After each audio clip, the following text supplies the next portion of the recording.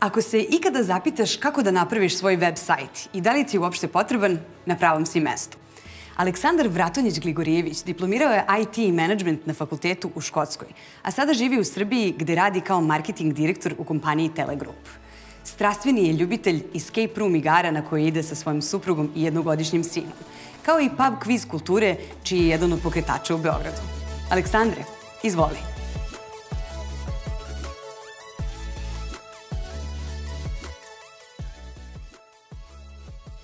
Ako ste ikad poželili da se prezentujete svetu na neki digitalan način, onda je internet prezentacija ili web stranica prava stvar za vas.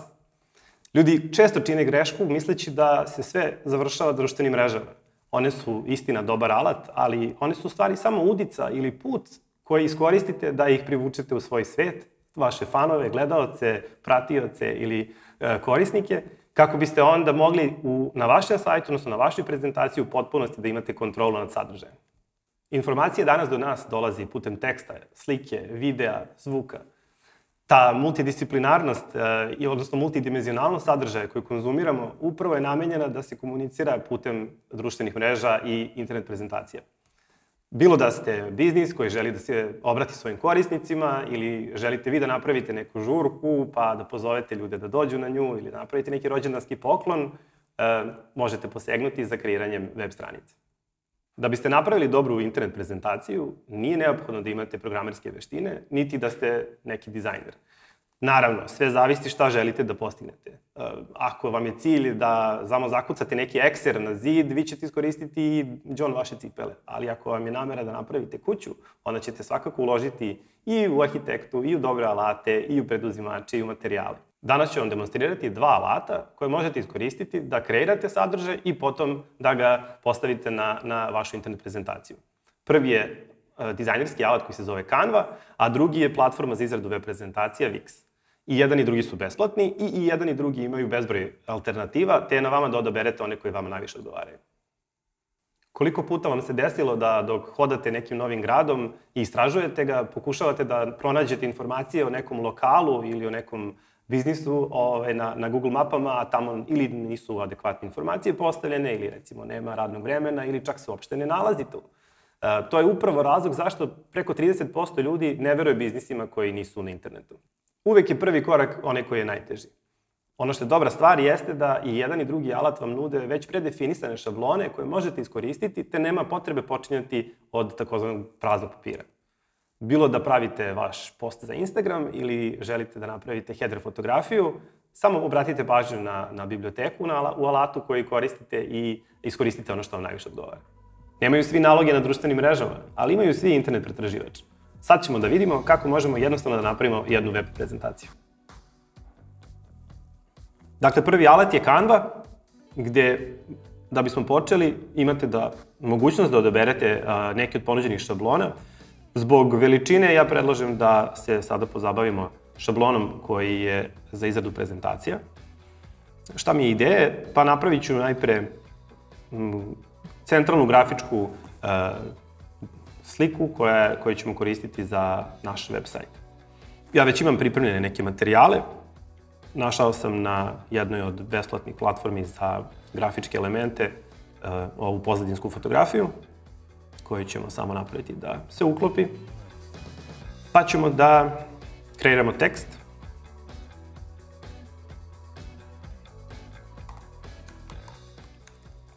Znaš kako. Predlažem da svaku reč odvajate u zasebni sloj kako biste mogli lakše njima da upravljate. Pa recimo da font odaberemo ovaj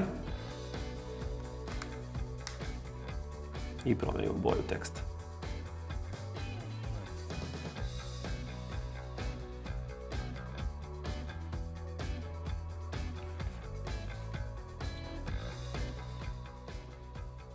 I to je gotovo. A od elemenata takođe imamo ovu štraftu koju sam ranije napravio, pa ću nju uklopiti.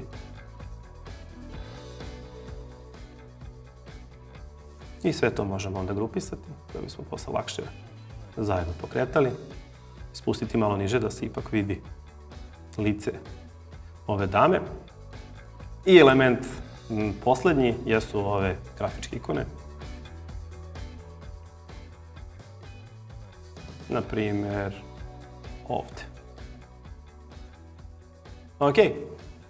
Ovako sam kreirao osnovni grafički element koji nam je neophodan za internet prezentaciju, a na isti način sam u suštini napravio ovaj znaš kako logo. Sad možemo da se prebacimo sa Canve na Wix i da završimo onda započeti posao.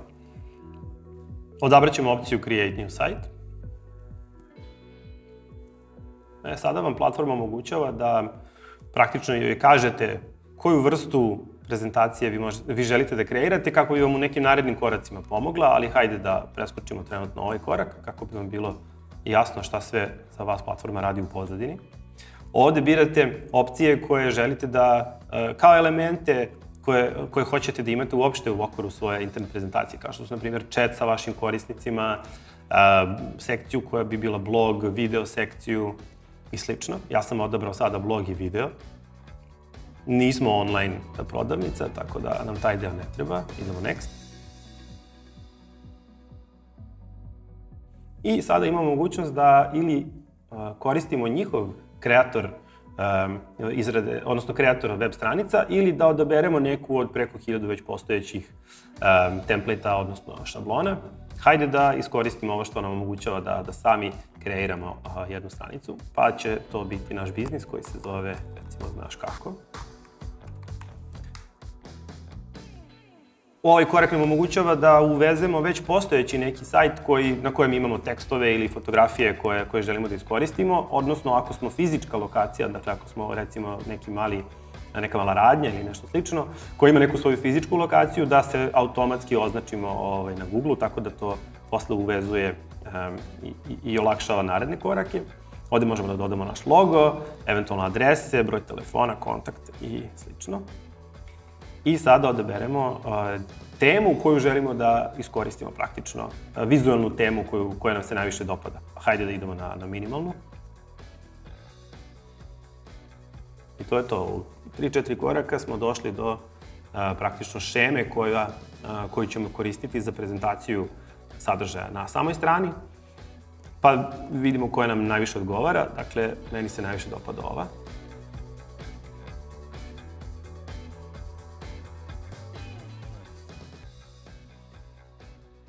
Poslednji korak jeste u suštini dodavanje pojedinačnih podstranica u okviru vašeg sajta, pa bi to bilo recimo stranica o nama, možda o našim uslugama i stranica za često postavljena pitanja. I to je to. Generator sada u pozadini radi, kreira sve ovo što smo odabrali i izaći će nam sa, evo ga, gotovim sajtom. Ono što je vrlo važno znati sada je da je ovaj sajt u potpunosti iskoristiv, tako da jednostavnim klikom na Publish u gornjem desnom ćošku možete odmah da ga pustite na internet i on će se naći pod nekim domenom koji je trenutno Wixov domen. Naravno, u ovom trenutku možete i da spojite sam sajt sa nekim već prethodno zakupljenim domenom ili da to uradite kroz platformu, ali nećemo to sada da radimo. I sada idemo da editujemo sekcije na samom sajtu. Sada hoću da malo promenim izgled nekih elemenata samog sajta, tako da bih za početak promenio header. Više mi se sviđa opcija da je header sa desne strane nego sa leve. Odnosno da su podstranice sa desne strane nego sa leve, a ovde bih želeo da stavim sada logo naše kompanije, odnosno sajta.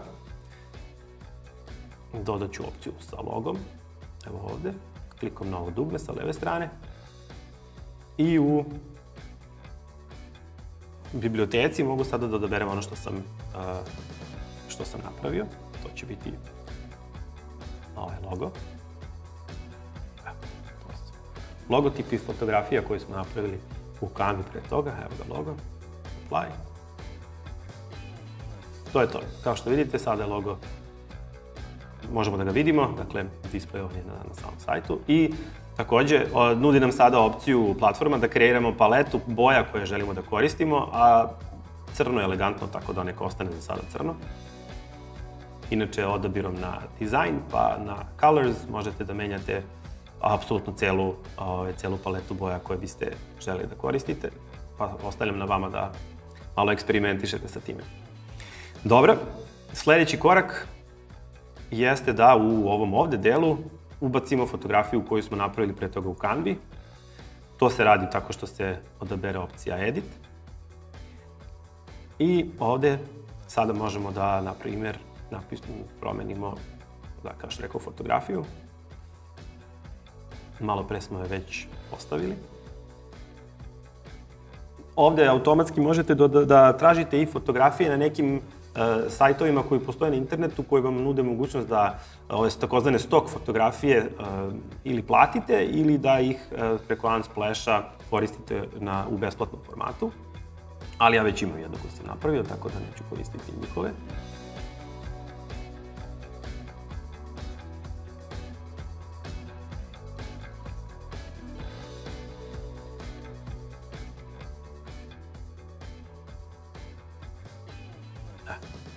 Ona je sad tu, sad je smeta ovaj tekst, tako da bi bilo dobro da onda sklonimo naslov i da sklonimo opis. Kao i dugme za kontakt. To je to. Sada smo to ubacili. Poslednje što možemo da uradimo jeste da, recimo, u ovom delu promenimo pozdrav tako što ćemo reći da je ovo naš sajt, odnosno internet prezentacija.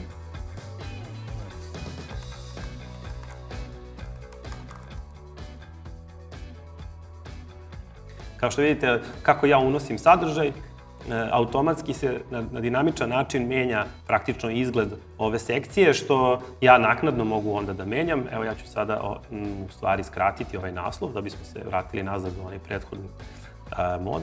Dakle,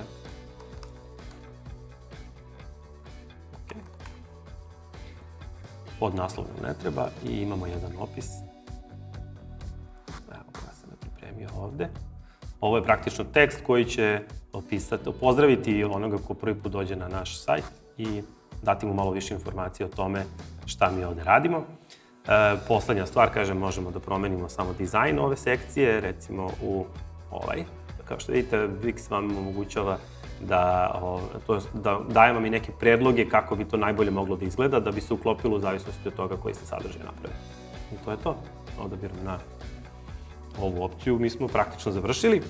Ono što je još dobra stvar koju bih volao da napomenem jeste da u svakom trenutku možete da vidite kako će ovaj vaš sajt izgledati na desktopu, na nekom računaru ili na mobilnom telefonu, gde se on takozvano optimizuje, ima responsivan dizajn i optimizuje se za sadržaj u zavisnosti od veličine ekrana koju koristite.